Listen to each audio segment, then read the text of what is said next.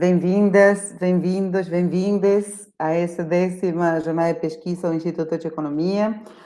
Hoje estamos na sessão número 14, que muito felizmente estou coordenando, que é a sessão chamada Questões de Gênero no Mercado de Trabalho. Ainda assim, não são todas sobre o mercado de trabalho, mas estou muito feliz por essa sessão, porque são todas queridas alunas que fizeram trabalhos que têm a ver com o projeto Economia e Feminismos, que tem a ver com essas novas pesquisas que estão começando no Instituto de Economia. Então, super feliz e contente. Hoje vamos ter o trabalho da Fernanda Baeta, que vai apresentar primeiro, agora já daqui a pouquinho falamos do trabalho. Depois vai apresentar a Laura Muniz, que vai apresentar o trabalho que ela fez para o TCC, ela já é graduada em Economia. E, por fim, da Marina Bastos, que está por aqui também, que também está apresentando os resultados da monografia de finalização. Então, antes que nada, para as alunos e alunos do Instituto de Economia que quiserem ter horas complementares, a organização pediu, por favor, de vocês colocarem o nome completo e o e-mail no chat, que já fica registrado para depois receber o certificado. E vou ficar aqui na função de aceitar as pessoas que vão entrando.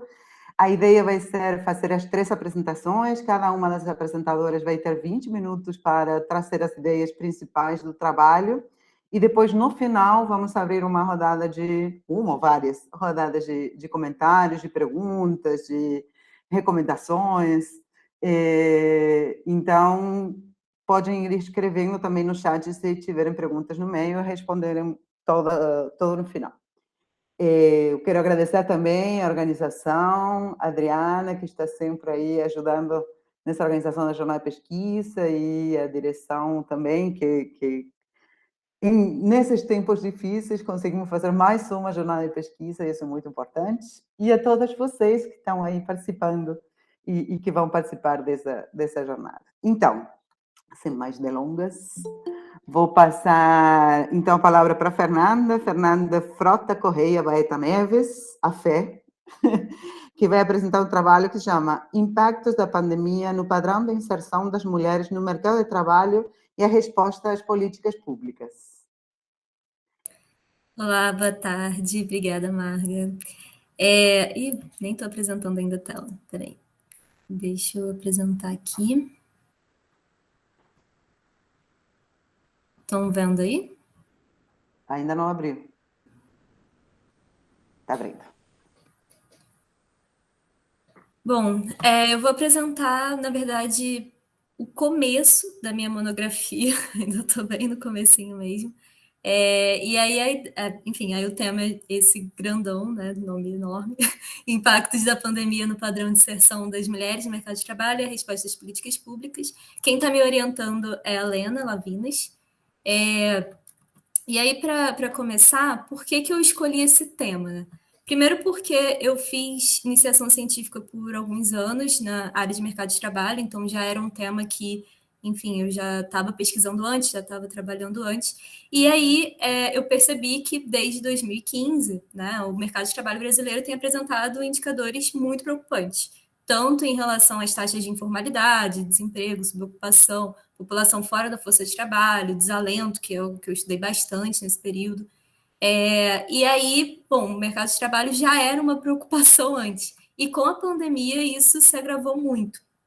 Então, o tema, para mim, era muito importante analisar o período da pandemia, porque foi realmente um período que intensificou muito as desigualdades que já existiam antes.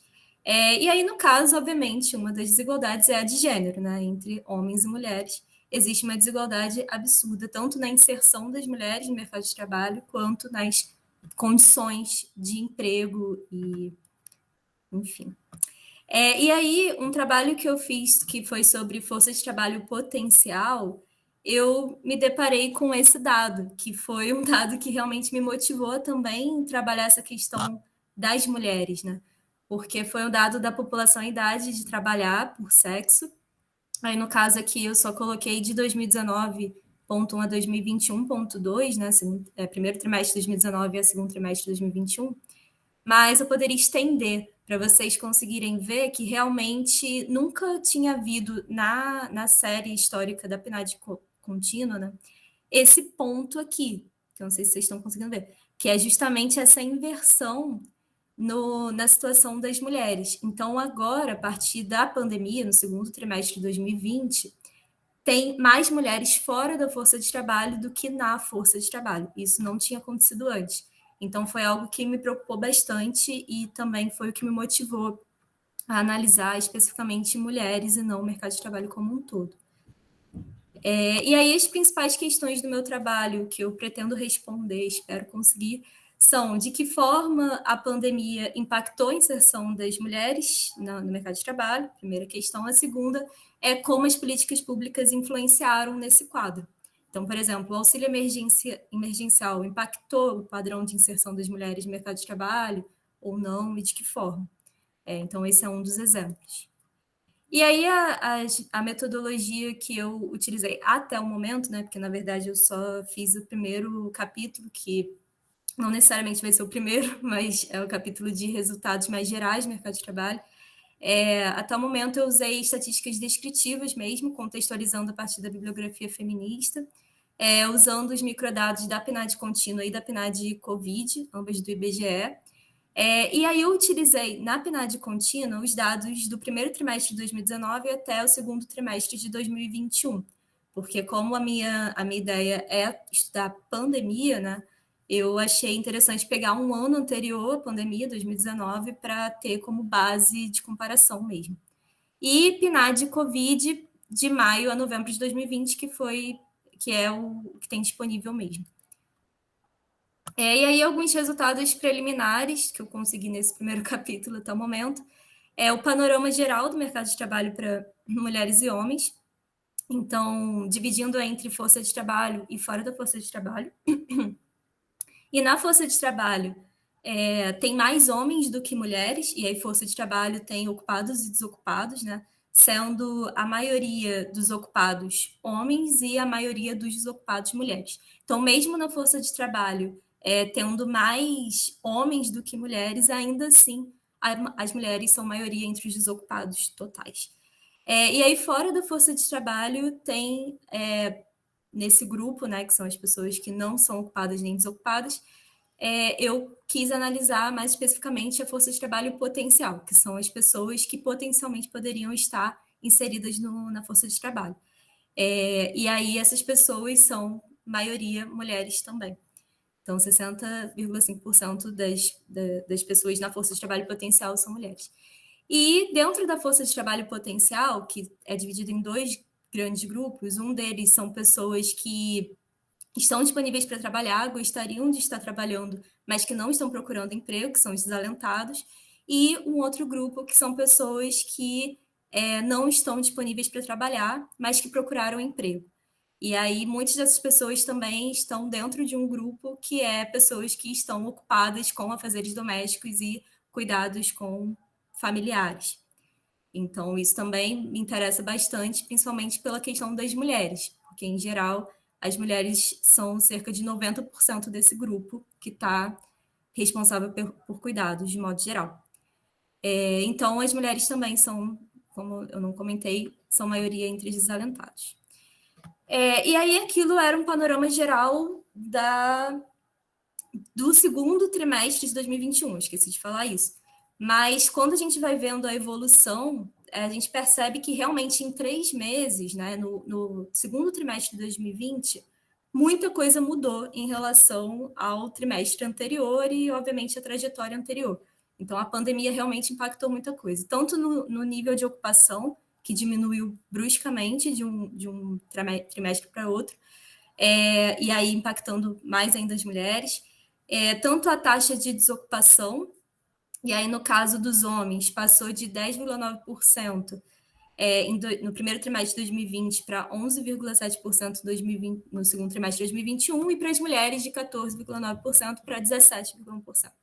Então, realmente, a taxa de desocupação para as mulheres é muito mais alta do que a taxa para os homens.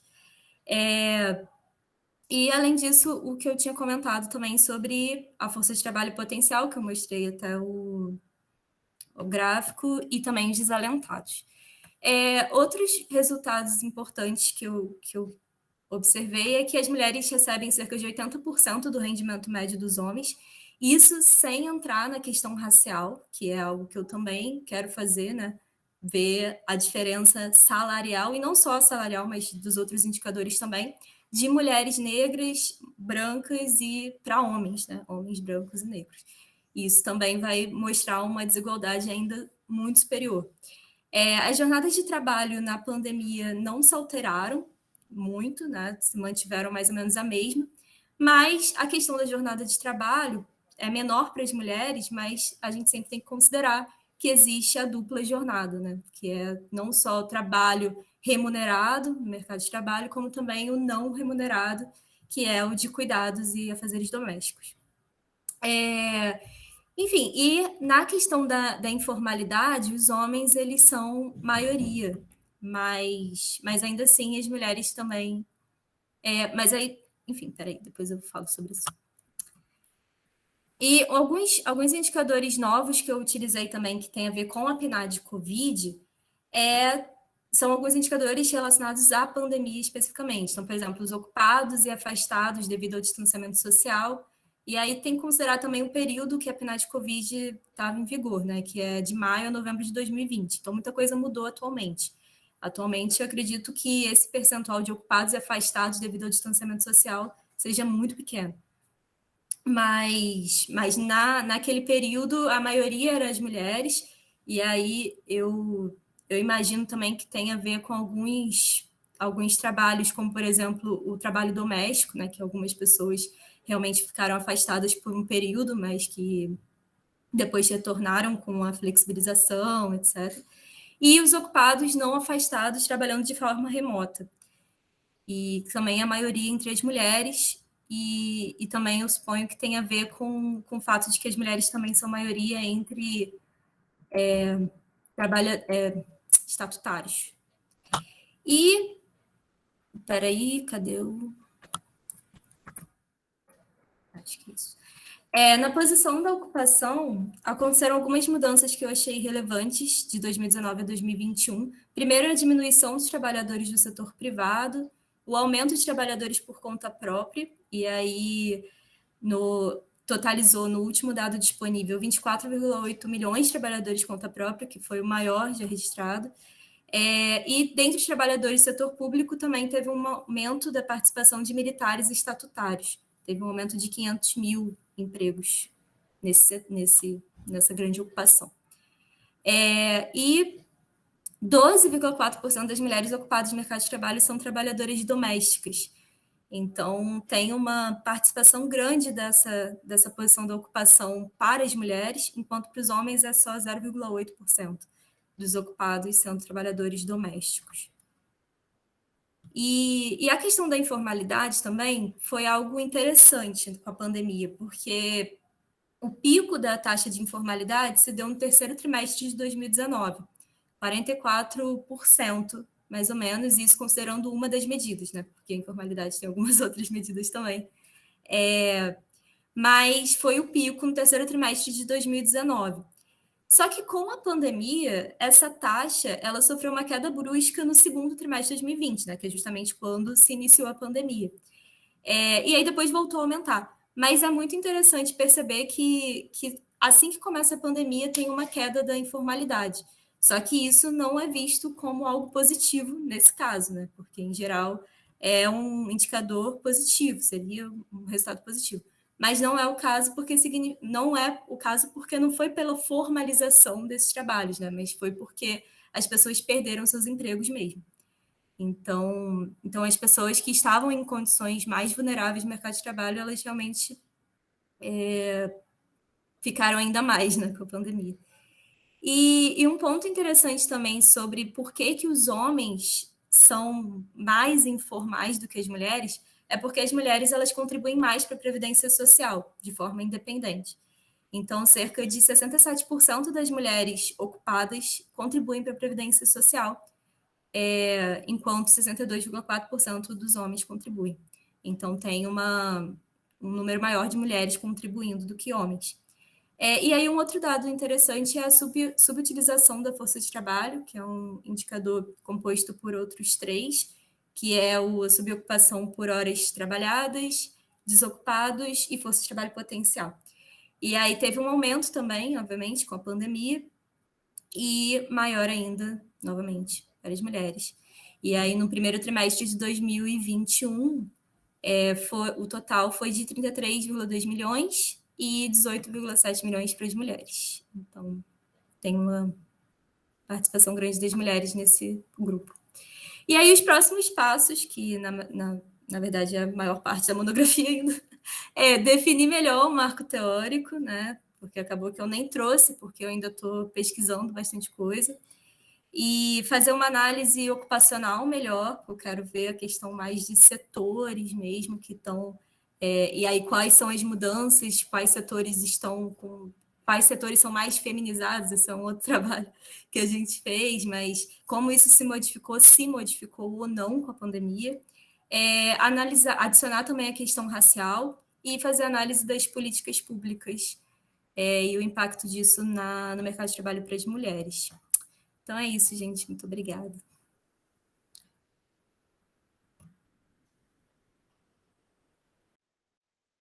Muito obrigada, Fé. Então, muito bem, temos tempo de sobra, mas vamos fazer assim, vamos passar para o trabalho da Laura, depois para a Marina. Então, tem aí as perguntas, os comentários, se quiserem colocar no chat para não esquecer, pode ir colocando, mas vamos fazer as 3 apresentações que dialogam muito entre elas também, então fazemos as 3 e depois abrimos para a rodada, tá? Parabéns, Fê. Então, agora vamos passar para o trabalho da Laura.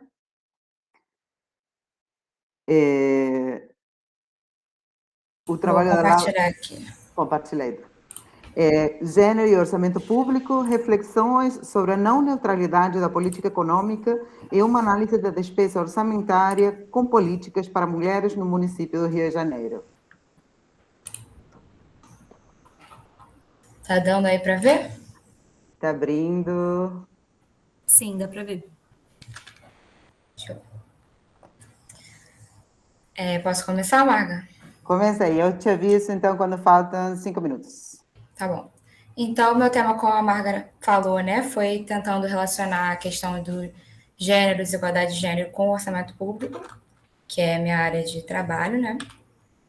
Então, no primeiro capítulo, eu quis utilizar o marco teórico da economia feminista e partindo de uma questão que eu acho muito importante, né, pensar quando a gente está falando de economia feminista, é por que tratar de mulheres, né? Então, várias pesquisadoras, autoras desse campo, elas falam como a ciência econômica tradicional é pensada a partir de um sujeito supostamente neutro, mas, na verdade, esconde um forte viés de gênero. Então, um exemplo disso, né, é como o trabalho reprodutivo e o trabalho de cuidado não remunerado, que são feitos majoritariamente por mulheres, né, o trabalho doméstico, é tido enquanto não trabalho. E isso acaba por apagar a importância dessas mulheres para a manutenção do sistema econômico, já que é justamente esse trabalho, né, que garante não só a reprodução da força de trabalho, mas a manutenção da força de trabalho atual. Então, nesse sentido, a gente tem vários dados socioeconômicos que demonstram como essa responsabilização feminina pelo trabalho doméstico resulta em disparidades associadas a gênero no mercado de trabalho em termos de pobreza e rendimento. Então, a gente pode verificar que as mulheres, por exemplo, como a Fernanda falou, né, têm uma taxa de desocupação maior do que os homens, e, além disso, elas se concentram em áreas que o rendimento é menor, ou, às vezes, quando estão na mesma área de trabalho, têm mais dificuldade de chegar a posições de liderança.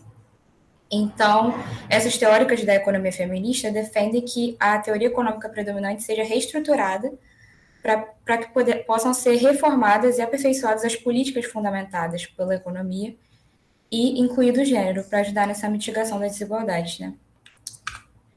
Então, se a gente considerar que o grande beneficiário desse trabalho doméstico não remunerado é o Estado, já que é esse trabalho que garante a reprodução da força de trabalho, e o Estado também é um agente regulador do mercado de trabalho e o grande formulador de programas de proteção social, é esse Estado que deve ter um papel crucial em desenvolver políticas que vão ajudar a mitigar essa desigualdade de gênero e de raça dentro do próprio grupo de mulheres. Foi uma coisa que eu tentei levar em consideração também, não sei se eu vou conseguir entrar muito nisso na apresentação. Bom, mas para que isso aconteça, né, essas políticas sejam desenvolvidas, é necessário que seja levado em conta a não neutralidade das políticas econômicas em relação a gênero, e que existe um viés masculino, um viés androcêntrico, que está intrínseco na formulação e na execução do orçamento público. O orçamento esse que é justamente a ferramenta que traduz todas as políticas públicas, né, que vão ser feitas para a sociedade. Ele traduz as receitas, o ingresso de recursos nos cofres públicos e as despesas, as políticas públicas feitas com esses recursos. Então, existe uma ferramenta que ela está dentro, né, ela se inclui dentro da teoria da economia feminista, que ela busca investigar essa não neutralidade do orçamento público e incluir uma perspectiva de gênero em todas as políticas e programas estatais. É a ferramenta do orçamento sensível a gênero. Também fez parte do marco teórico, né, que eu utilizei no meu trabalho. Então, essa ferramenta, inicialmente, ela teria esse objetivo, né, de transversalizar em relação a gênero todo o orçamento. Mas como existe uma quantidade muito extensa de dados para serem analisados nesse sentido, e também falta clareza nas informações orçamentárias disponíveis em muitos dos entes, né, no Brasil e internacionalmente, a aplicação plena da ferramenta do orçamento sensível a gênero é muito disputada. Então, por isso, muitas das experiências nesse sentido vão focar só em políticas específicas para mulheres e não no orçamento como um todo, que é uma forma mais fácil, digamos assim, né, de medir esse impacto do orçamento sobre o gênero. Ainda assim, mesmo que mais restrito, essa utilização do orçamento sensível a gênero já foi capaz de gerar uma distribuição mais equitativa dos recursos públicos, principalmente em experiências internacionais, em favor das mulheres, tanto quando realizada diretamente pelo Estado, por algum órgão estatal, uma secretaria específica de políticas para mulheres, ou como quando liderada pela sociedade civil, que acaba fazendo pressões que geram impacto realmente em atos estatais, né? Políticas estatais. Então, eu utilizei como base metodologias do Orçamento Mulher do Distrito Federal e do Orçamento da Mulher da União, que podemos dizer que são experiências de orçamento sensível a gênero que foram feitas no Brasil, para poder analisar os planos plurianuais, que são peças orçamentárias, né, do orçamento municipal, do município do Rio de Janeiro, para os exercícios de 2010 a 2021. Analisando esses planos plurianuais, o PPA, eu busquei programas que apresentassem atendimento à mulher ou a expansão da oferta de serviços públicos para a primeira infância, seja na totalidade do objetivo do programa ou em pelo menos uma das ações do programa. E, a partir disso, eu encontrei 12 programas orçamentários, sendo que apenas um deles era exclusivo de atenção à mulher, ele era todo voltado para esse objetivo, todas as suas ações. As ações são do que é composto os programas orçamentários, né? E os demais não eram em sua totalidade voltados para mulheres, mas continham uma ou mais ações que apresentavam atendimento à população feminina ou a expansão da oferta de serviços para a primeira infância. Eu quis incluir essa questão da primeira infância justamente pela atribuição feminina a esse trabalho de cuidado, né? Esse trabalho de, enfim, cuidar das crianças e prover alimentação, educação. Então, quando a gente tem uma expansão da oferta desses serviços, né, seja de creches ou assistência social, para crianças, a gente está transferindo um pouco desse cuidado da responsabilidade da mulher para o Estado, né, que é uma coisa positiva. Então, para essas mulheres vão ter mais tempo livre para conseguir se dedicar a outras atividades. Então, aqui primeiro a gente tem uma primeira análise dessa seleção que eu fiz, né, do orçamento do município do Rio de Janeiro, que eu chamei, então, de orçamento mulher do município do Rio de Janeiro. Aí aqui a gente tem a dotação inicial e a despesa liquidada, o peso delas no orçamento total do município. Então, só explicando rapidamente, dotação inicial seria o valor previsto inicialmente, né? Por exemplo, no ano agora de 2021, é feito o orçamento. Em 2020, tem que ser previsto um valor para todas as despesas que vão ser executadas em 2021. A dotação inicial é esse valor inicialmente previsto. E a despesa liquidada é o quanto foi executado e o quanto desse valor foi, de fato, transmitido em prestação de serviços ou bens para a população. Então, o percentual liquidado ele vai mostrar o que de fato se transmitiu em bens e serviços para a população, por isso é uma boa fase da despesa para a gente analisar execução de política pública, né? É por isso eu escolhi essas duas fases, dotação inicial e despesa liquidada. A gente pode ver que o peso no orçamento total dessas políticas para mulheres foi relativamente baixo em todos os anos, né? Apesar de ter tido um aumento aí entre 2014 e 2016, ele volta a cair novamente, e mesmo na fase que ele estava no seu maior percentual, né, é ainda um percentual relativamente muito baixo do orçamento total. Então, a gente já pode ter aí uma primeira crítica de que são poucas as políticas voltadas para mulheres no orçamento do município do Rio de Janeiro. E aí aqui a gente vai destrinchar um pouco melhor esses programas que eu selecionei. Então, primeiramente, do lado direito, a gente pode ver o programa Atenção à Mulher especificamente, que é aquele que eu falei que é o único que se voltou especificamente para ações que atendiam mulheres em sua totalidade, né? Os outros tinham apenas uma ou mais ações. Então,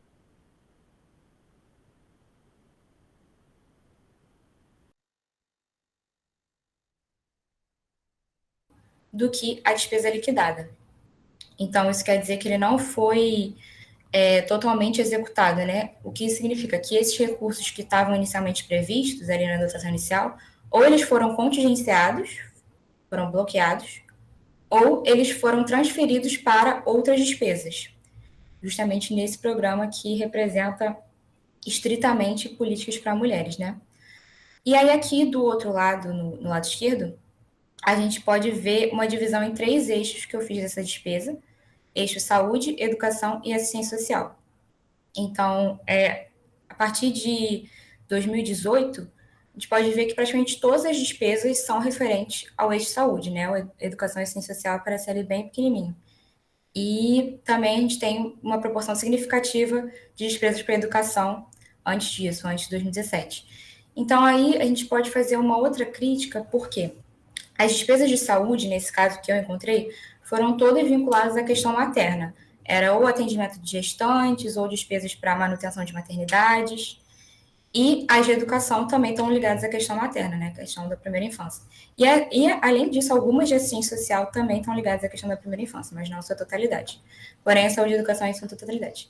Então, isso deixa claro como a maior parte, né, dessas despesas que foram encontradas, que já são poucas, estão relacionadas estritamente à questão materna. Apesar disso ser bom, por um lado, né, como eu falei, porque representa a divisão da tarefa de cuidado entre o âmbito familiar, que fica recaindo sobre a mulher, e o âmbito estatal, também representa um aprisionamento feminino a essa condição de reprodutora, né? Principalmente porque outras políticas, por exemplo, que estavam nesse programa de atenção à mulher, a gente tinha uma ação voltada para implementação de serviços para garantia de igualdade de gênero e ações contra a violência contra a mulher, elas não foram totalmente executadas, né? Então, as ações que não tinham relação com essa questão materna, além de elas serem muito pequenas no orçamento mulher como um todo, elas representarem um percentual pequeno, elas ainda não foram totalmente executadas. Então, há uma priorização realmente a tratar de questões de mulheres enquanto questões de mães, enquanto questões vinculadas apenas a essa condição de reprodutora. E aí aqui a gente tem um gráfico, então, da dotação inicial de despesa liquidada do orçamento mulher como um todo, né? Então, basicamente, juntando esses dois aqui e trazendo também a dotação inicial. E aí a gente pode ver como, em vários dos anos, né, assim como foi representado ali no gráfico da atenção à mulher, a despesa liquidada foi menor do que a dotação inicial, apesar de ter anos que a despesa liquidada até ultrapassou, né, essa dotação inicial, como em 2016 e nesses anos anteriores, em vários essa despesa liquidada foi menor. Então, é isso. Isso significa que recursos foram ou retirados de políticas para mulheres e alocados em outro tipo de despesa, ou foram contingenciados. Isso também pode ser relacionado com uma disputa interna que ocorre entre os poderes legislativos e o poder executivo, porque o orçamento inicial, representado pela dotação, ele precisa ser aprovado pelo legislativo, mas na fase da execução, durante o exercício orçamentário, o executivo ele tem uma margem para fazer modificações, para justamente retirar de um lugar e colocar no outro.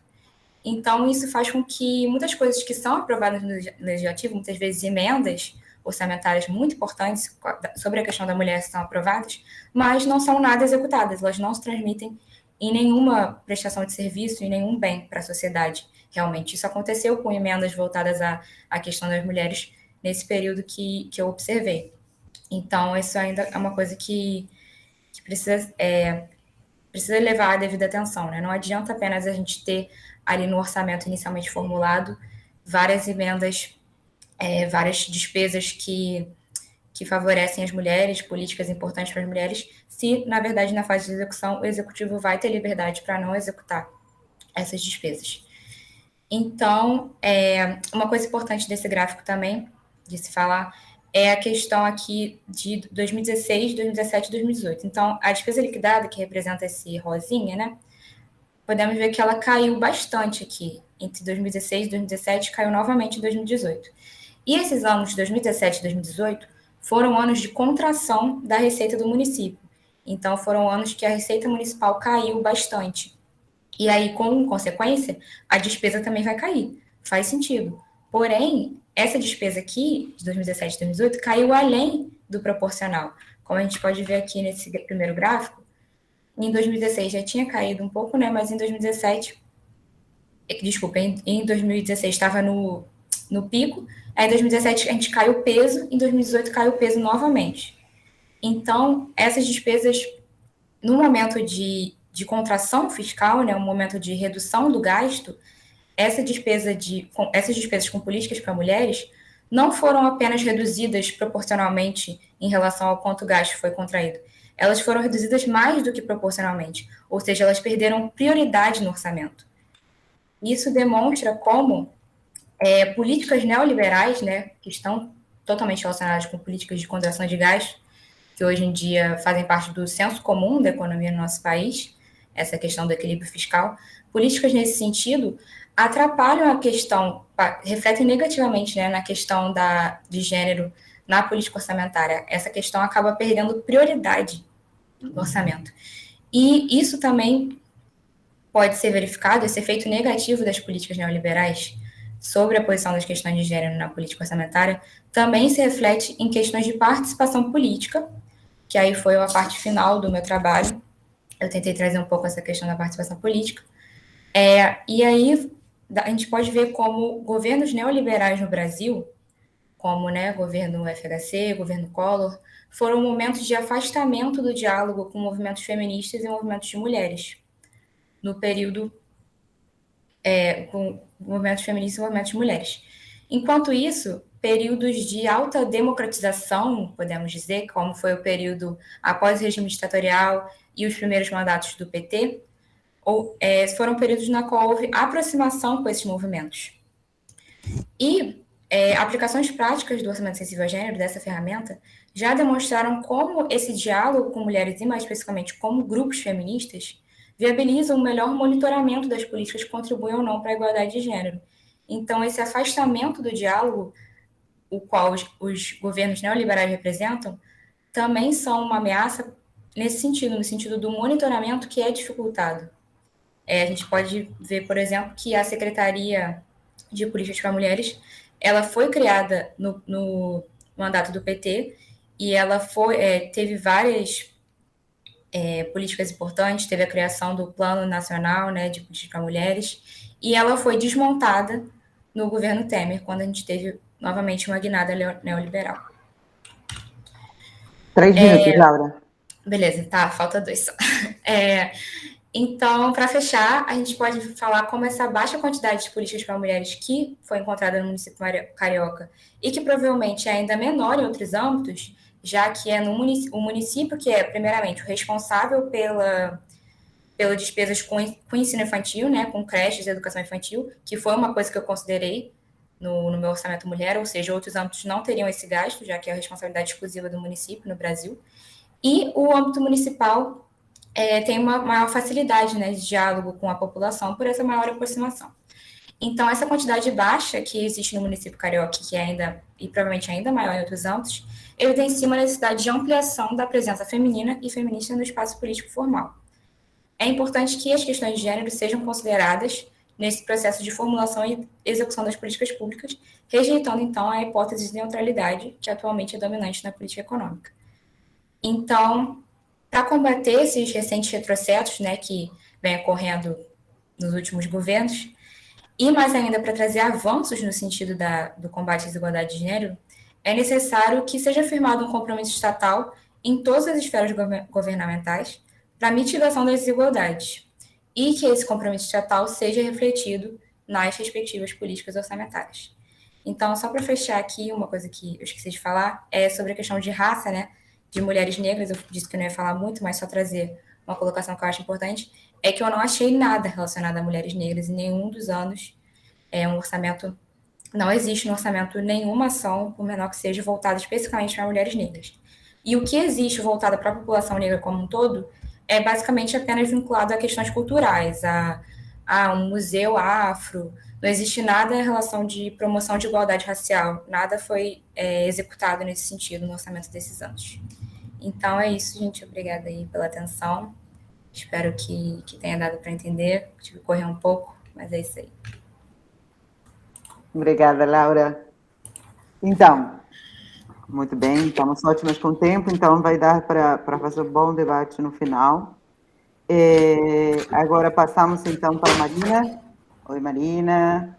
A Marina vai apresentar, então, o trabalho dela sobre divisão sexual do trabalho e participação política das mulheres no Brasil. E também foi parte do trabalho que nós Boa tarde. Obrigada, Marga. Vou apresentar aqui.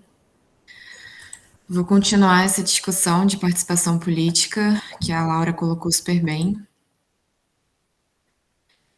falando da minha monografia que eu defendi nesse último semestre com orientação da Marga.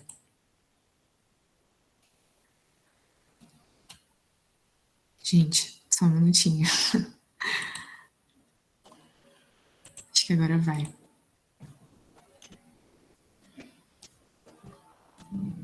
Já tá dando para ver aí, Marga? Ainda não. Tá. Enquanto isso, só eu esqueci de falar também que a minha também foi orientação da Marga. Maravilhosa, sem ela não seria possível. Aí foi, Marina. Eu vou tentar...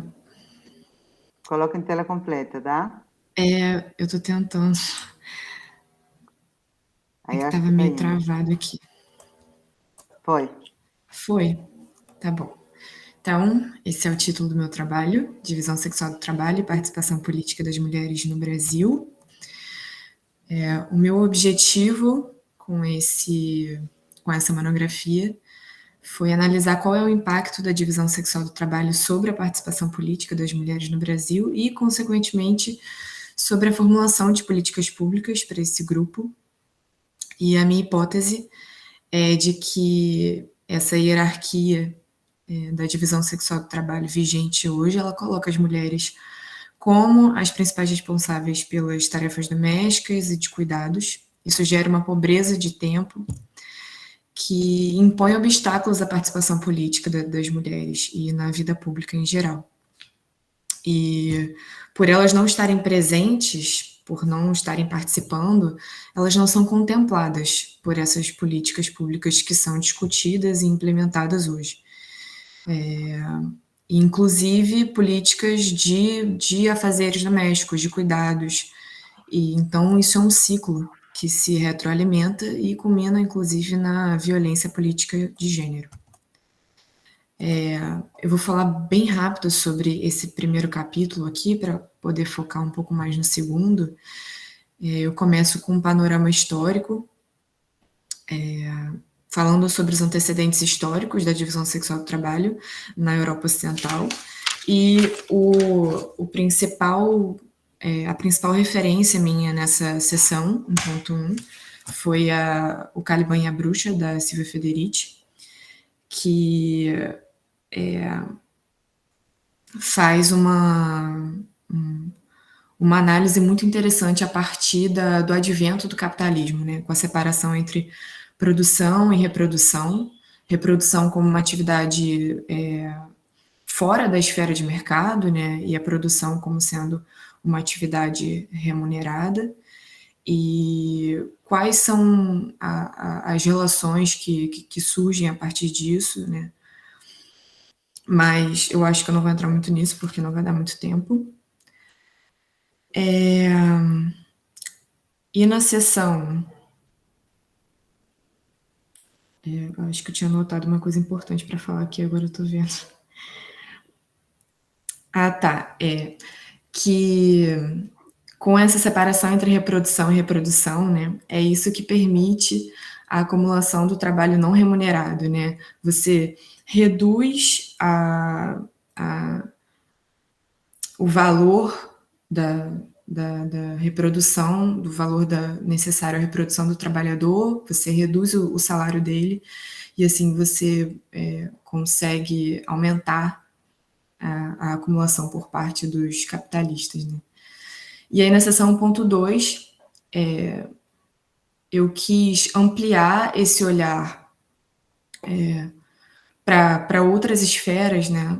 Que é o que a gente chama de interseccionalidade, no sentido de que as mulheres elas não sofrem opressão de maneira uniforme, assim, né? Não são todas as mulheres que sofrem os mesmos tipos de opressão. E aí, para isso, eu usei teoria decolonial, a teoria da interseccionalidade, Lélia Gonzalez, para justamente avaliar quais são essas camadas que se sobrepõem para explicar as diferentes desigualdades que a gente consegue observar hoje.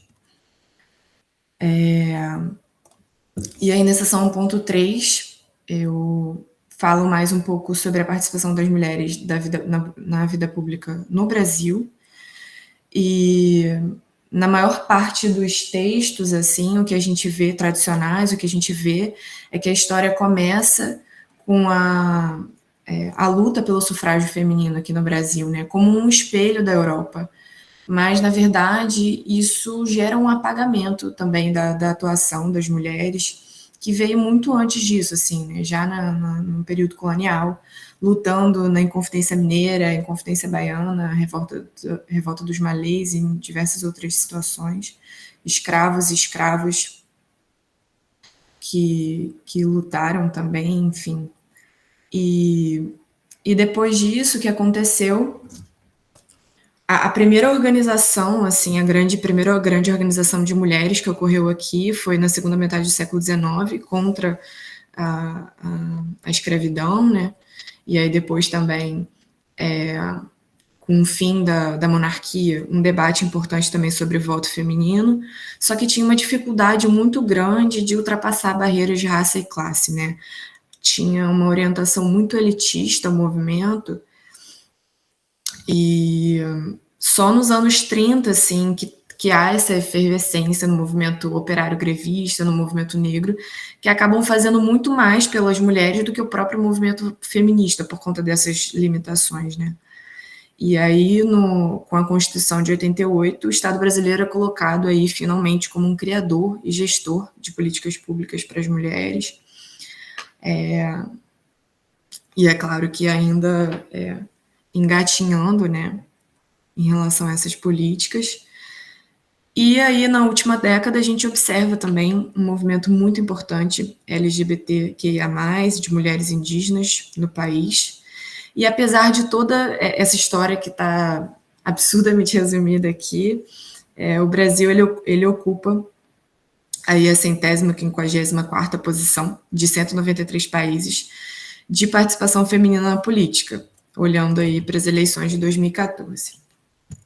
O capítulo 2 ele é dedicado a uma análise estatística descritiva, baseada em dados da PNAD contínua. E aqui também eu escolhi pouquinhos dados para colocar. Tem muitas outras tabelas e muitas informações lá na monografia, bem completo. Mas essa aqui é uma tabela de pessoas de 14 anos ou mais que realizaram afazeres domésticos no próprio domicílio, por sexo, condição no domicílio e tipo de afazer doméstico. E ela é muito importante, assim, e dá para pegar muita coisa dela, assim, entender muita coisa dela. Primeiro, que é que as mulheres, elas ainda são responsáveis, majoritariamente, por preparar e servir alimentos, arrumar a mesa, lavar a louça, cuidados de limpeza, arrumação de domicílio, que são esses primeiro, segundo e quarto, não sei se dá para ver esse aqui, primeiro, segundo e quarto tópicos aqui da tabela. Elas são responsáveis ainda majoritariamente por essas coisas, enquanto os homens, eles acabam se concentrando aí em pequenos reparos e manutenção do domicílio, do automóvel, de eletrodomésticos ou outros equipamentos. Uma primeira coisa muito interessante é que quando os homens, eles são responsáveis sozinhos pelos seus próprios domicílios, né, eles acabam tendo que desempenhar essas tarefas, né, de preparar e servir alimentos, limpeza e tudo mais. Mas aí, quando eles passam a estar em coabitação com suas esposas, ou em condição de responsáveis, ou em condição de cônjuges, eles param de fazer, né, em parte essas atividades, deixam de fazer em parte essas atividades. Só de olhar aqui esse primeiro, dá para ver isso muito claramente, né, que os homens aqui em responsável sozinho são 92,6% desempenhando essa atividade. Quando eles passam aqui para a coabitação, eles passam aqui para 59,9% e depois para 57,7%. E isso não acontece com as mulheres, né? Elas permanecem aqui em 97,5% em todas nessas três condições. Isso demonstra aí o quanto a família nuclear é importante para os homens, né? Ter uma mulher que desempenha essas atividades para eles nessas situações. E também o quanto as mulheres ficam responsáveis por esses afazeres que têm uma carga física também muito importante, né? Porque quando você para comparar, preparar ou servir alimentos, arrumar a mesa, limpeza, manutenção de roupas e sapatos, com fazer pequenos reparos, dá para perceber que a carga física exigida em relação a essas diferentes atividades é bem diferente. Aí coloquei só mais essa tabela aqui, que eu acho importantíssima, essa comparação aqui desse valor da taxa de realização de tarefas de cuidados em relação aos homens brancos, aqui de 25,2%, e as mulheres pretas com 39,6%. E, por fim, aqui essas tabelas de média, essa tabela aqui são uma média de horas efetivamente trabalhadas, e esse aqui nos trabalhos que a gente chama de trabalho principal, né? Quantas horas homens e mulheres dedicam aos seus trabalhos remunerados principais, considerando se eles realizaram ou não afazeres domésticos, e essa tabela aqui é a média de horas dedicadas por homens e mulheres aos afazeres domésticos, né? E o que a gente observa é que a jornada total de trabalho dos homens semanal é de 50,3 horas, para as mulheres é de 53,3 horas. Isso, então, é uma dupla jornada aí de mais de 3 horas, de 3 horas em excesso em relação aos homens, só que considerando que elas dedicaram, em média, 8,1 horas a mais a afazeres e ou cuidados em relação aos homens. Então, elas sacrificam a disponibilidade delas de horas para o trabalho produtivo para compensar esse tempo se dedicando ao trabalho reprodutivo.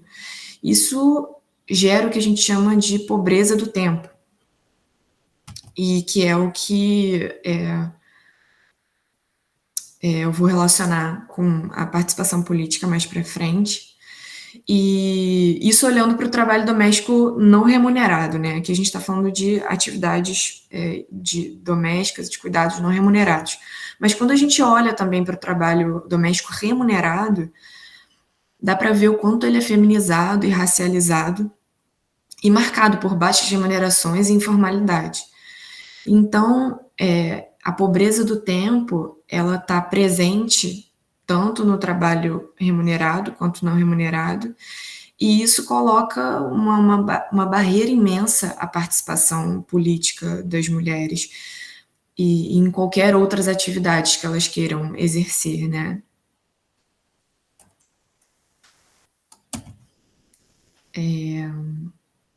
E aqui, falando na seção do 2.2, falando mais especificamente de participação política, né?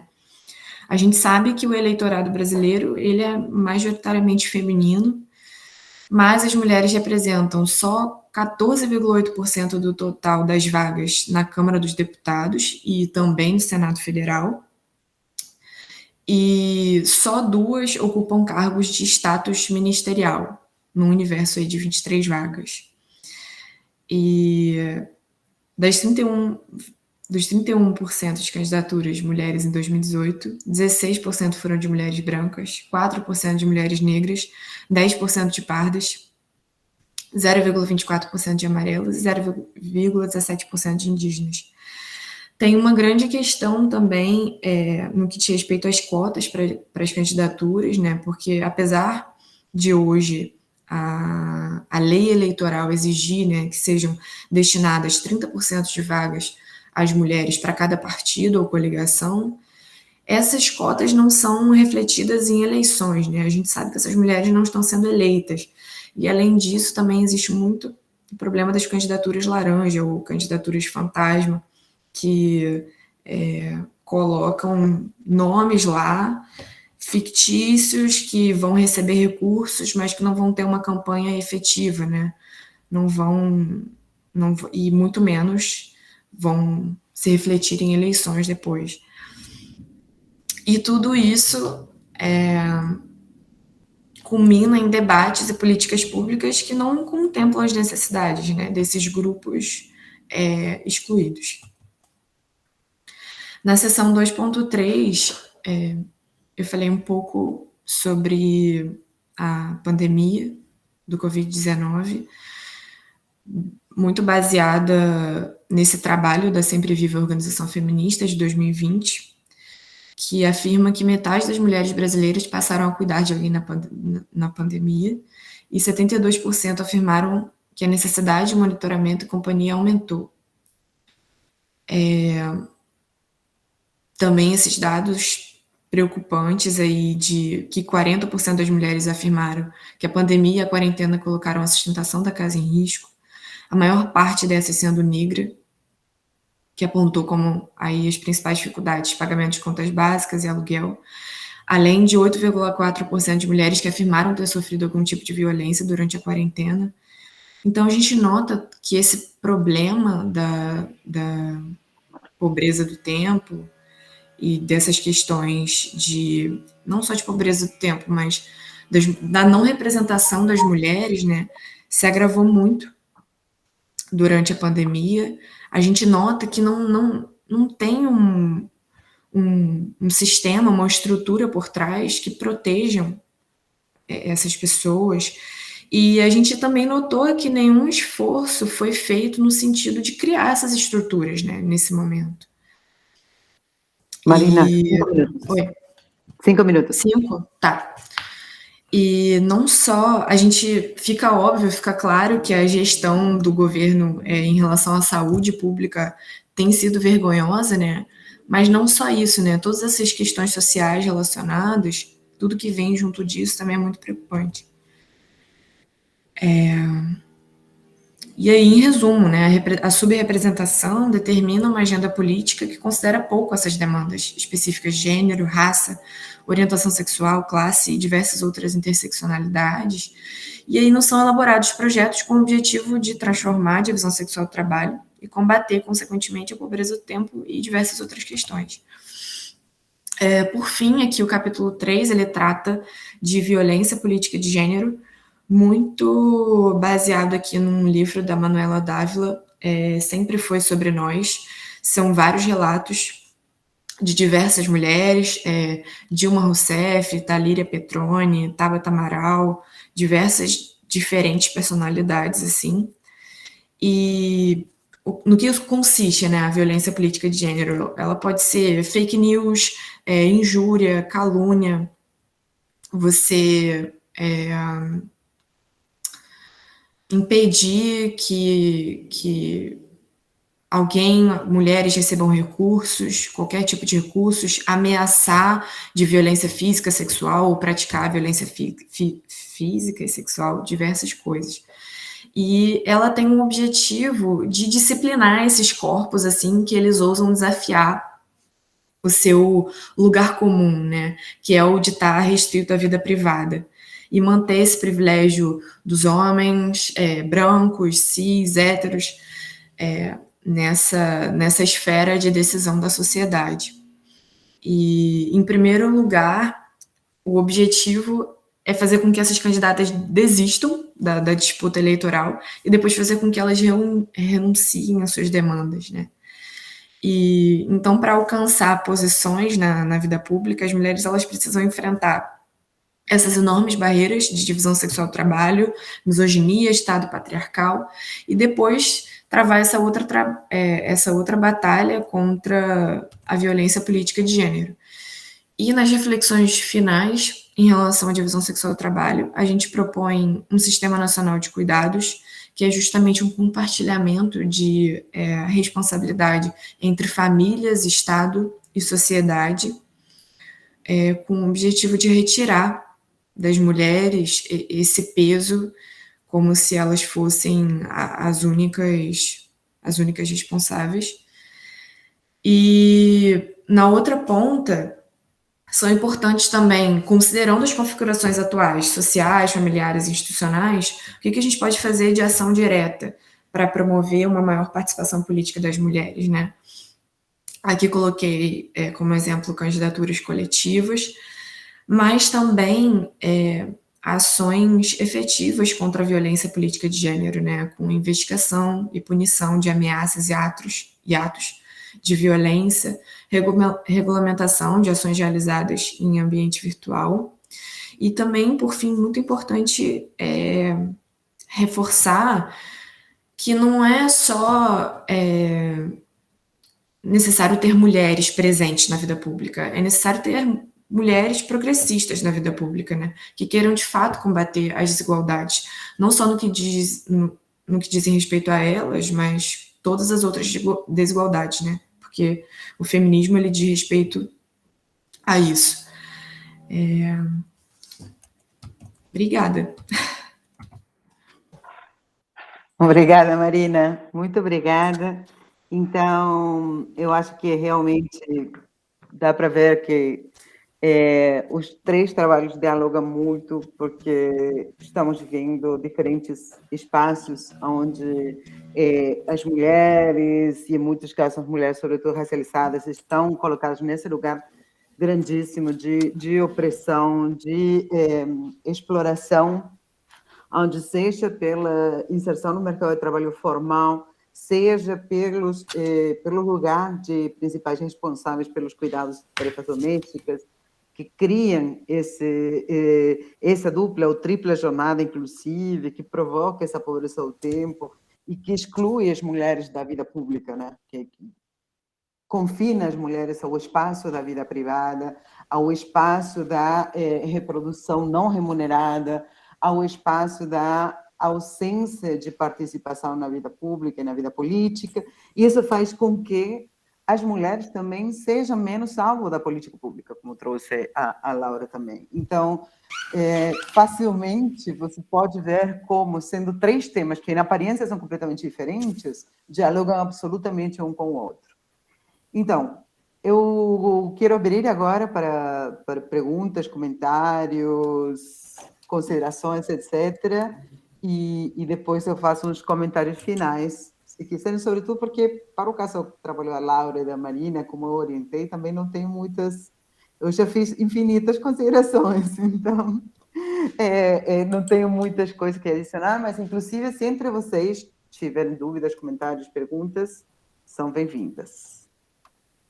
Então, se quiserem se inscrever no chat, levantar a mão. Damos um um tempinho aí, não fiquem tímidos.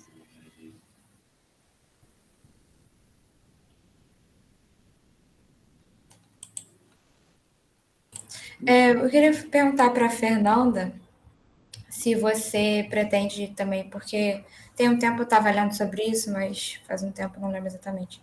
Mas eu acho que tem alguma coisa sobre como mulheres negras são maioria em profissões da saúde que foram consideradas de mais risco, né, durante a Covid.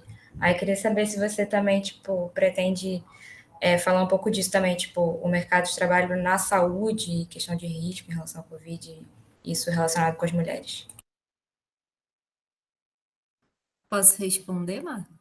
Pode, enquanto o povo aqui não se animar para perguntar, podemos fazer e de volta. Então, Laura, na verdade eu não tinha pensado sobre isso, achei bem interessante. Se você puder me mandar o que você leu e ver, aí eu vejo se é possível acrescentar também, porque na verdade é isso, né? Eu estou muito no começo da minha monografia, então ainda não sei o que vai ser possível fazer e o que não vai ser possível fazer, né? Porque querer eu quero fazer muita coisa, inclusive esse ponto é realmente bem interessante mesmo. Eu vou ver se eu acho aqui e vou te mandar. Então, alguma pergunta, algum comentário? Marga, Vai, Clé. oi, deixa eu abrir aqui, eu estou lavando uma louça, mas eu vou abrir. Boa tarde, parabéns às três, foram muito bons os trabalhos, muito bom ouvi-los. Ô, Fê, eu fiquei com uma curiosidade, você falou, aquele seu gráfico que você chamou a atenção, que eu achei super legal, daquela inflexão, né, que você passa a ter mais mulheres fora do que na força de trabalho. Eu sei que também não é o seu trabalho, mas como você falou que isso foi a primeira vez que aconteceu, eu fiquei super curiosa. Você chegou a ver essa série? Porque isso é, assim, a gente sabe que entrar no mercado de trabalho é sempre uma questão contraditória, né? Coloca é uma coisa importante porque empodera no sentido monetário, mas isso cria outras questões, né? Eu fiquei curiosa se você viu essa série histórica, porque ou pelo menos assim de mais recentemente, porque eu imagino que em algum momento a maioria das mulheres passou a fazer parte do mercado de trabalho. E quer dizer, a partir de que momento que mudou, né? Que mais da metade entrou para o mercado de trabalho, que deve ter sido historicamente, não sei exatamente se foi na década de 70, não sei se alguém que sabe, se a Marga sabe, no Brasil, né? Mercado formal, né? Porque a gente sabe que as mulheres sempre trabalharam de qualquer forma, né? Então, só essa pergunta, se você chegou a ver isso, como você falou que foi a primeira vez, né? Eu fiquei com essa questão. Então, na verdade, foi a primeira vez da série histórica da PNAD contínua, né? Que não é tão longa, desde 2012. Mas eu cheguei a ler alguma coisa nesse sentido, mas realmente eu não sei. Eu acho até que eu li com a Marga sobre isso, então talvez ela saiba melhor do que eu quando que as mulheres começaram a se inserir mais no mercado de trabalho. Pois é, estão esperando que a minha péssima memória funcione nesse momento. Não, as mulheres se inserem massivamente no mercado de trabalho no final dos anos 70, mas aqui tem a Lucilene também que pode auxiliar a gente com isso. Final dos anos 70, início dos anos 80. Não sei se para esse momento já tinha mais mulheres dentro da força de trabalho que fora da força de trabalho. Esse dado eu não sei, porque eu também, como a Fé, eu só vi o dado a partir da PNAD contínua. Não sei se anteriormente a gente teria que ir ver os dados da PNAD pontual para ver se desde quando isso acontece. Igualmente, não uma série muito longa também não. Então, não sei se chegam os dados até os anos 70, como para ver essa inflexão, quando se deu. Mas sim, o fato que... Vai, Lucilene. As mulheres ultrapassam os 50% de participação só nos anos 2000, na primeira década dos anos 2000. Em 1900, final dos anos 90, ainda 40, abaixo de 50%. É ótimo. É muito bom sempre ter espertas no painel.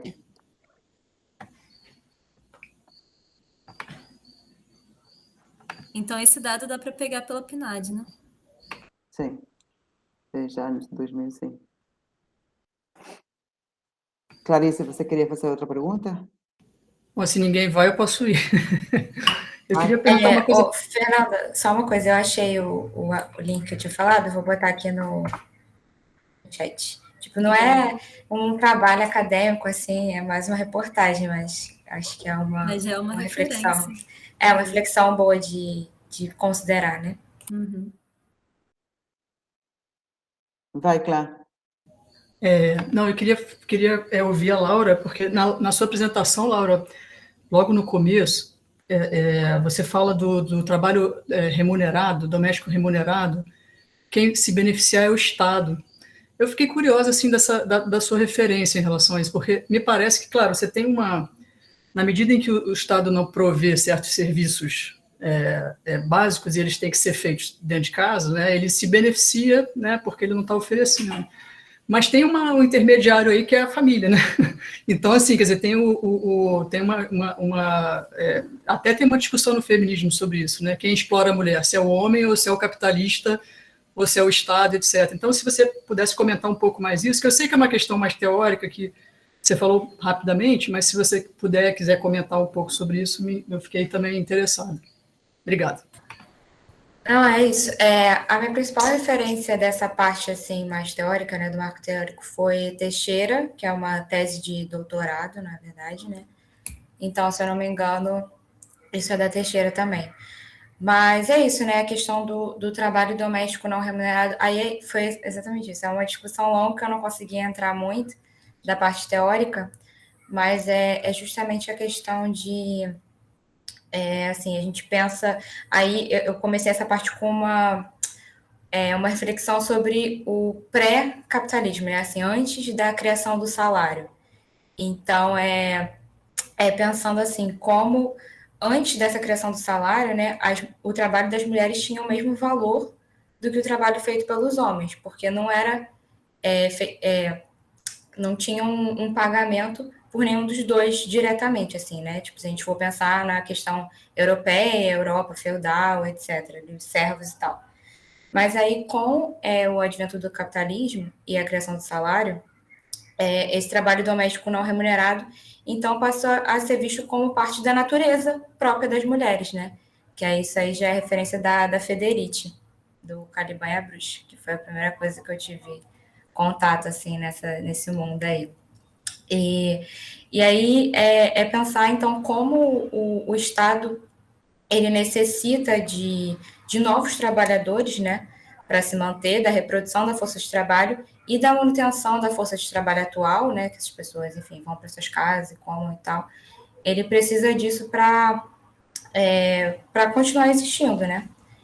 Então, ele só consegue isso por causa do trabalho doméstico que é não remunerado, que é feito para essas mulheres como se fosse uma condição intrínseca ao seu ser, né? Como se fosse uma coisa dada, ela nasceu com essa função.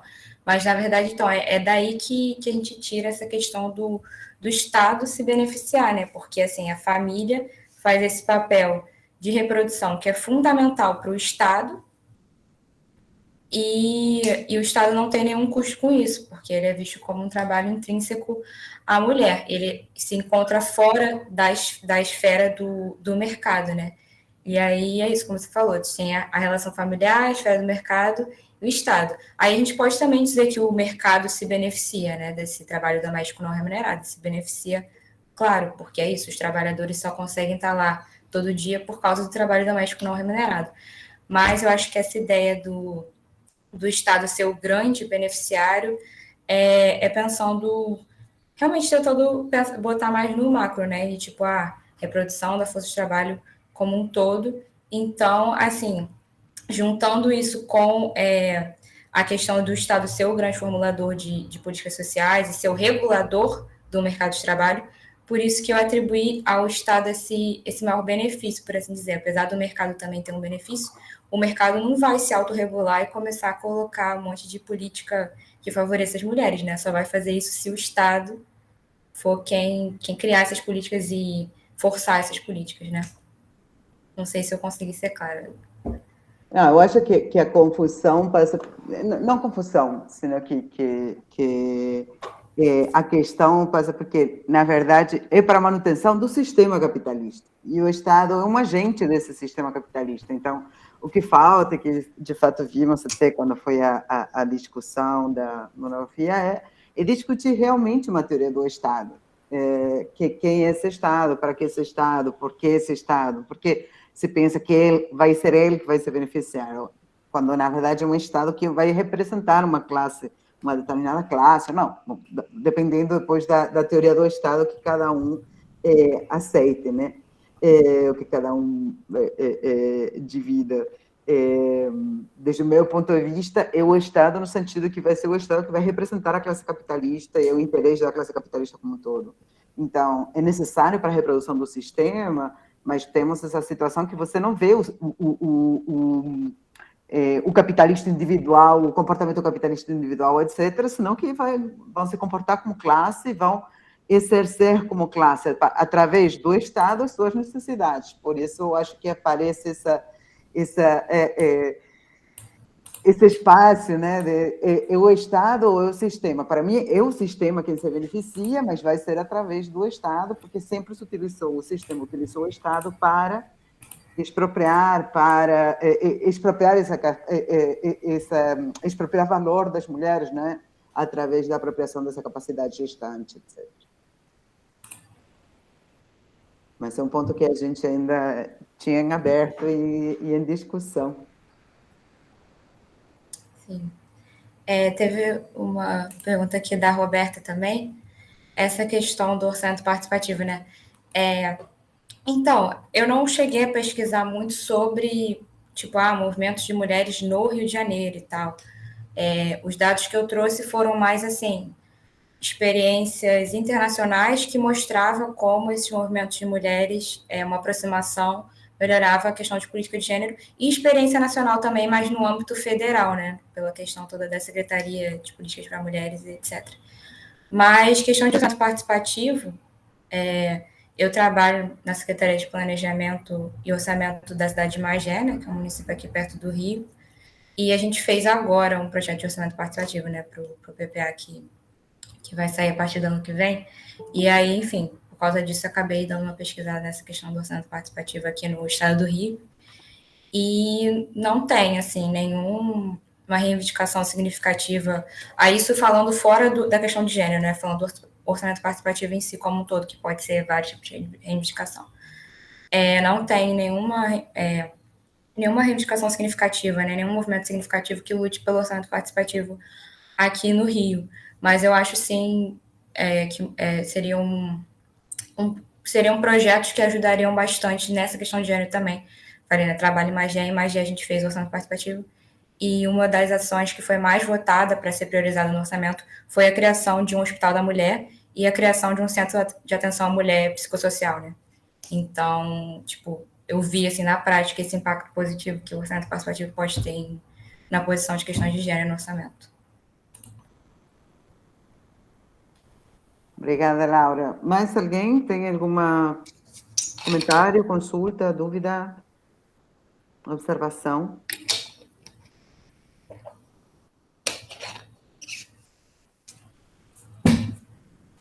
Senão eu vou fazer os meus comentários.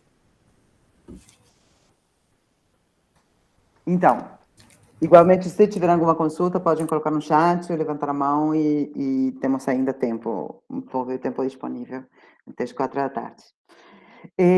Então, como comentei, né, para mim, são trabalhos que, desde diferentes perspectivas, dialogam muito um com o outro.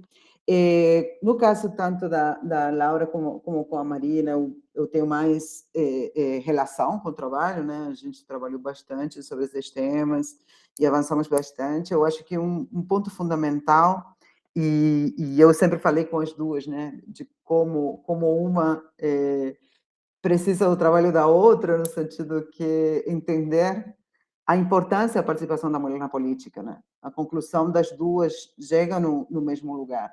Qual a importância de ter uma representação política? E são temas que, em geral, não são discutidos na economia, como se forem dois mundos completamente separados, como se de uma parte tivermos a política e o mundo da política que vai funcionar com as suas chaves específicas e relações particulares, e o mundo da economia, que passaria como por uma via separada, né? Que não tem nada a ver, e muitas vezes isso tem uma fonte, uma base muito forte na ideia, nessa concepção de que as políticas são neutrais, que a economia é neutral, que os economistas somos técnicos, que não temos um viés nem político, nem de classe, de raça, de gênero, de orientação sexual, de etc, etc, etc, né? De credo.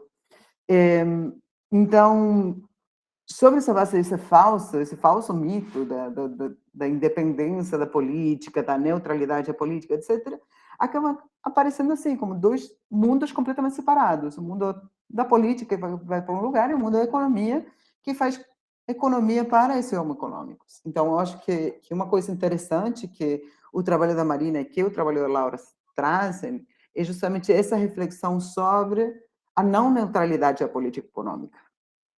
E por isso é importante que, desde diferentes olhares, em economia estejam discutindo, né, como monografias de finalização de curso, que tragam esse resultado. Não existe tal neutralidade da política econômica, a mulher excluída da capacidade, né, desse lugar de fazer política, de pensar na política, de pensar nessa ferramenta que, na medida do possível, com as suas limitações, etc., garante direitos, né? Direitos políticos, sociais, humanos, econômicos.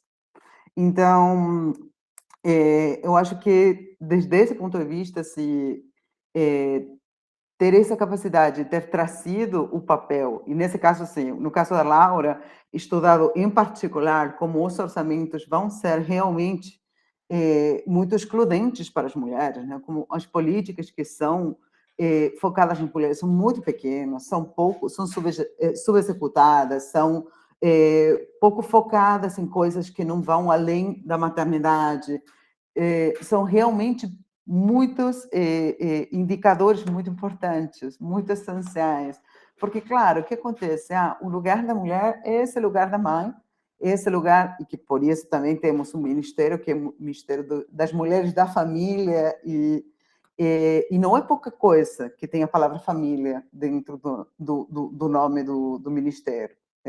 Qual vai ser a orientação? E a orientação é realmente a consolidação dessa família nuclear, a consolidação desse papel da mulher. Mas depois, para todo o resto, se considera o objetivo da política é neutral, é igual para todo mundo. De fato, não se tem políticas específicas, como ela já falou, com um viés de raça. Então, que não se tenham políticas que foquem na redução das desigualdades específicas, não produz outra coisa que aumento as desigualdades, né? Quando você faz políticas iguais para todo mundo, no mundo absolutamente desigual, a única coisa que vai fazer é aumentar a brecha da desigualdade, né? Essa diferença, essa distância social. Então, eu acho que é muito importante colocar isso em discussão, trazer isso para a discussão, porque a política, sobretudo a política neoliberal, a política de ajuste estrutural, vai impactar muito mais sobre a vida das mulheres, sobretudo as mulheres racializadas, do que sobre a população em geral, né? Então, eu acho que isso é muito importante. No trabalho da Marina, acho que trazer também esse papel da mulher, né, e esse papel dentro da esfera privada dá toda uma contextualização histórico-política, né? Construir um marco teórico desde esse lugar da divisão sexual do trabalho. A gente discutiu muito durante a escrita do trabalho, senão ia ficar uma coisa muito linear, né? A mulher tem divisão sexual do trabalho, então está excluída. Tem menos tempo, então já não participa na política. Quando, na verdade, não. São vários elementos, e na monografia ela traz vários elementos que têm a ver com esse lugar da mulher no âmbito privado, né? Esse espaço, que o espaço público não pertence, não é um lugar de pertencimento para a mulher. O lugar da política não é um lugar de pertencimento da mulher. Então, todas as relações que se geram em torno a isso são absolutamente misóginas, excludentes, opressivas, né? Então, acho que é super importante, que é uma monografia que sai muito da norma da economia, e por isso fiquei super feliz em orientar essas ideias também. E depois, com respeito à fé, eu acho que tem que pensar, Fer, primeiro, como construir esse marco teórico, né? Porque, para mim, uma das coisas mais importantes quando vamos ver os resultados dentro do mercado de trabalho, tem várias coisas aí. Uma coisa importante é entender por que se chega a esse lugar, né? Por dar uma explicação, para sair da lógica do que seria exclusivamente uma economia de gênero, que é sair a contar mulheres, em lugar de entender por que as mulheres chegamos a esse lugar de opressão e exploração. Então, pensar nessa construção desse marco teórico com respeito a como se insere a mulher na vida pública, no mercado de trabalho, nas relações sociais em geral, né? Como vai impactar esse papel dessa sexual do trabalho, essa heterossexualidade compulsória, assim, tem muitas coisas que vão aparecer aí no meio, esse papel da mulher racializada, né? Aí a Lélia Gonçalves é maravilhosa quando traz as reflexões sobre qual é o papel da mulher negra no Brasil. Então, pensar com muito cuidado como construir esse marco teórico para que não seja simplesmente uma leitura que eu acho que é uma leitura que todo mundo pode fazer. Temos esses números, esses resultados e essa é a situação.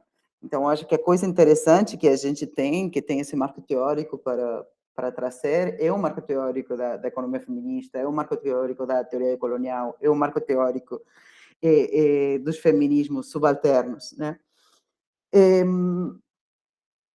Eu tenho um medo grande, não com você, mas em geral, com o negócio da pandemia. Porque é sempre uma discussão, né? Todas as monografias agora têm que ter uma parte sobre pandemia, e eu não sei, é difícil, porque é uma coisa muito recente, é um fenômeno muito recente, muito específico, muito diferente. Então, talvez, se eu for olhar na pandemia, eu olharia com mais uma lente não tão pandêmica, senão, se temos um evento extremo, se temos uma coisa disruptiva, quem é que vai acabar pagando, né?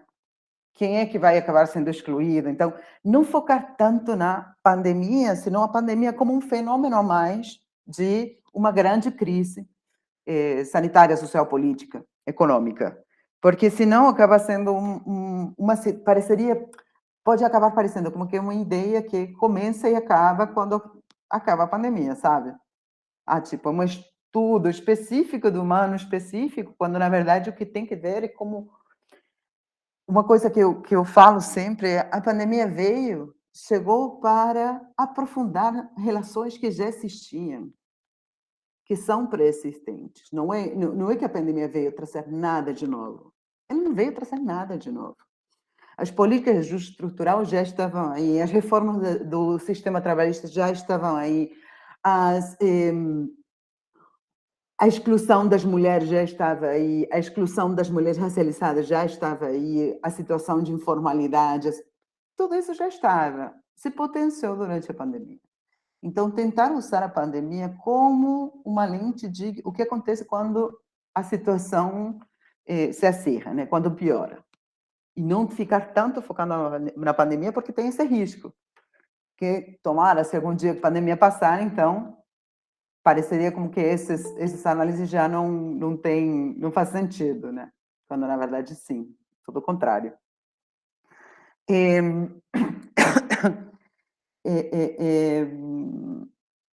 Depois, eu tinha escrito alguma coisa em específico. Bom, com respeito também à política pública, eu acho que tem vários pontos aí que a Laura e a Marina trouxeram que podem ser úteis também para pensar, né? Políticas públicas, organização social do trabalho e políticas de emprego que garantam. Aí tem várias questões, inclusive no trabalho que fizemos com a Letícia para a CEPAL, com a Letícia, com a Gabriela, com a Cecília Lustosa, sobre meio ambiente, né, o Big Push de gênero, tem vários pontos que não tem nada a ver, mas tem algumas questões, sobretudo quanto às considerações de política, que são bem interessantes. além do fato do sistema integrado de cuidados, pensar, por exemplo, na necessidade da inclusão digital, da inclusão educativa, como gerar esses programas técnicos, né? Porque o principal problema que temos é que todas as políticas de recuperação econômica são políticas que não têm um olhar de gênero, né? Que são gêneros cegas. Então, qualquer política de recuperação econômica, investimentos na construção, investimento, até agora, investimentos verdes e tal, são todas políticas que vão acabar gerando empregos para homens. Transição justa, transição energética, geram empregos exclusivamente para homens. Então, como fazer para garantir que não sejam só empregos para homens? Aí você precisa de um compromisso do setor privado, mas você precisa também que as mulheres tenham uma formação nessas áreas. Então, na medida que a sociedade continua excluindo, que as jovens, as meninas, não vão estudar ciências duras, engenharias, o STEM, né? Tudo que seria a parte mais técnica, porque são excluídas porque são convencidas desde o primeiro dia que nasceram que elas não vão servir para fazer nada que não seja cuidar. Então, na medida que isso acontecer, vai ser muito difícil. Assim, o setor privado vai utilizar sempre como excusa que não tem mulheres capacitadas para preencher esses empregos. Então, como desde a política pública se pode pensar também a isso, como se pode fazer programas de capacitação. E nesse caso, por exemplo, tinha é muito específico que eu vou falar, mas só como para dar um exemplo, por exemplo, no caso das cisternas, né, no Nordeste. Para você conseguir uma cisterna, o programa é 1000 cisternas, assim, para você conseguir uma cisterna, se você tinha uma mulher chefe de família, era mais possível você conseguir o acesso a uma cisterna, que era fundamental para o período da seca e tal. Agora, o que acontece? Uma coisa que reclamava era, por exemplo, que toda a instalação, manutenção, etc., é realizada por homens. Então, você pode até ter desde o desenho da política, você pode pensar com um olhar de gênero, no sentido, as famílias que têm mulheres como chefes de família vão ter maiores possibilidades de ter uma cisterna, porque a mulher é a principal responsável pelo fornecimento da água e da casa. Agora, na verdade, você ficou como meio na metade do caminho, porque você precisaria também que essas cisternas gerem empregos para mulheres, e não exclusivamente. Então, é interessante começar a pensar nessas políticas de qualificação, de garantir inclusão em todas as áreas, incluída a inclusão digital, que é outro grande problema. Então, você pode pensar várias políticas assim nesse sentido, tanto de organização social do cuidado, como a Marina trouxe, né?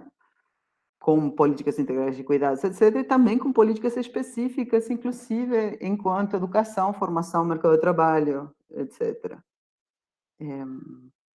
Enfim, eu acho que é isso. Não sei se tem mais algum comentário sobre o trabalho, Fê. Só essa coisa, o negócio da informalidade, sim, eu concordo plenamente, né? A queda da informalidade se dá, sobretudo, pela perda de empregos, e que são, sobretudo, mais que nada, empregos de trabalho doméstico, né? De diaristas. Então, cai muito a informalidade, porque 1 milhão de diaristas perdem o emprego. De fato, esse trabalhador doméstico, 12%, depois da pandemia, cai muito. De fato, passa a ser bastante menos.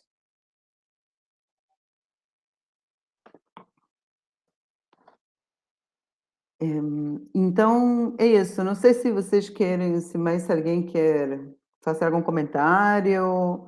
Aqui a Lucilene colocou também no chat. Parabéns aos autores pelos trabalhos e pela opção aos temas que são atuais e importantes para serem integrados às discussões em economia, como eu estou destacando. Só uma coisa que eu lembrei aqui, com você falando, Marga, que eu tinha pego uma nota econômica do Centro de Pesquisa Macroeconomia em Desigualdade lá da USP, que fala justamente sobre as políticas econômicas feitas no Brasil durante a pandemia sob uma perspectiva de gênero. E eu acabei não usando, porque, enfim, depois eu vi que não ia se encaixar na memografia e tal. Mas, Fernando, se você quiser, posso te mandar aqui também. Eu tinha ele salvo. Manda sim, Laura.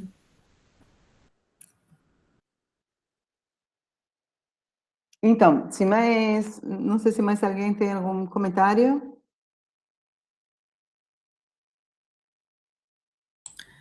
Só agradecer pela oportunidade, presença de todos, parabenizar a Laura e a Fernanda com trabalhos maravilhosos. Um prazer dividir a sessão com vocês e com a Marga, minha orientadora querida, e todos os demais presentes.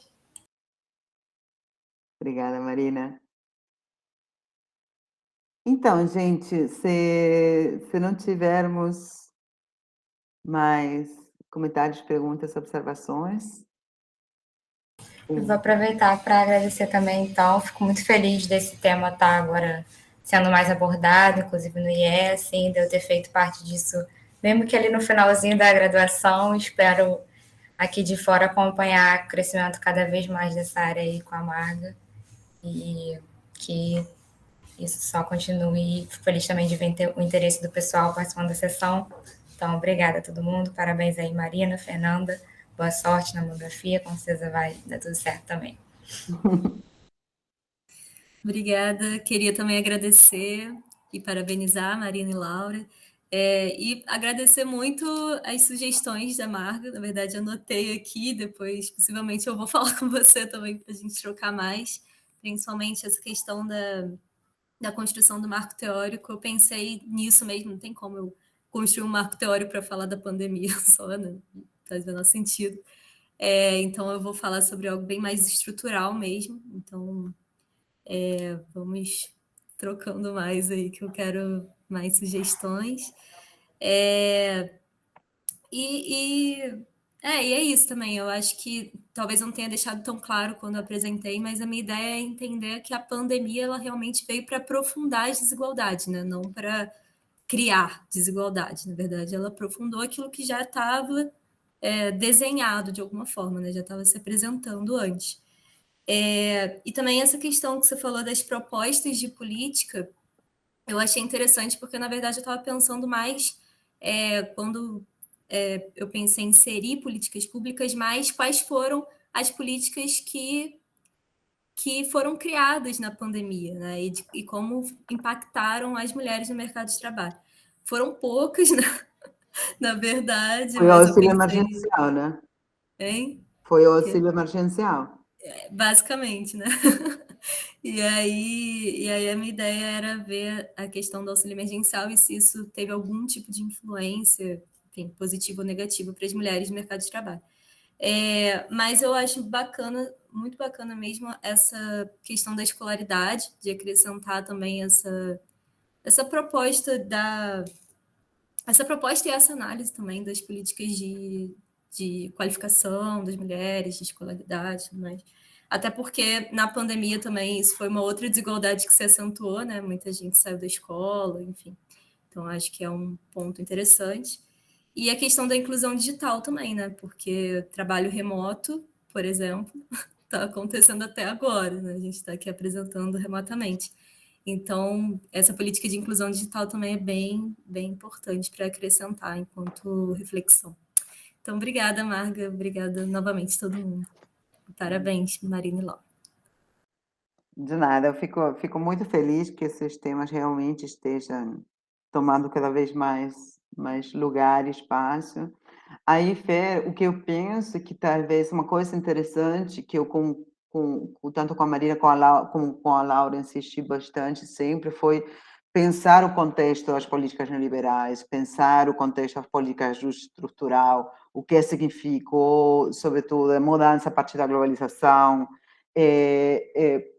porque tem um fenômeno da divisão sexual do trabalho e tem como esse fenômeno da divisão sexual do trabalho vai passar a tomar novos matizes completamente profundos a partir das políticas neoliberais. Então, como com o acirramento do capitalismo, o capitalismo predatório e tal, vai recair muito mais sobre as mulheres, sobretudo racializadas. Então, eu acho que quando eu falo construir um marco teórico que seja mais amplo, eu falo nesse sentido, né?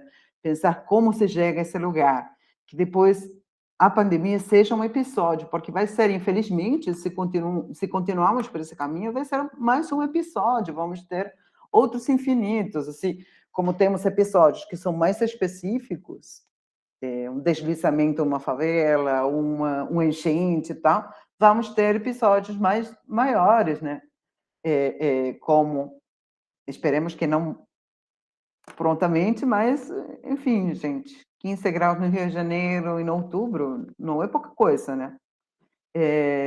Então, eu penso que o que temos que entender, uma coisa interessante entender é como as mulheres racializadas, homens racializados, todas as pessoas que saem da norma estão em um lugar de muita maior precarização. E, nesse sentido, diante de qualquer um desses eventos, vão acabar em situações piores. Então, se a política não começa a incluir, o problema é que depois, a coisa mais provável é que a política não inclua, né? Ou seja, porque, de novo, voltando à discussão com a Laura, o Estado responde a interesses. Então, ainda assim, é um terreno em disputa e tal, e que por momentos conseguimos avançar em alguns resultados e tal, o Estado também não é neutral. Então, é complexo, e é complexo realizar toda essa análise no contexto sistêmico, etc. Mas, enfim. Obrigada, Maria. Então, mais uma vez, agradeço a todas, todos e todas vocês por ter participado, a minhas queridas Fernanda, Laura e Marina por ter apresentado esses trabalhos, e vamos continuar por aí, vamos continuar pensando nessas produções que tragam um olhar diferente e muito menos neutral e menos baseados no âmbito econômico para esse Instituto de Economia.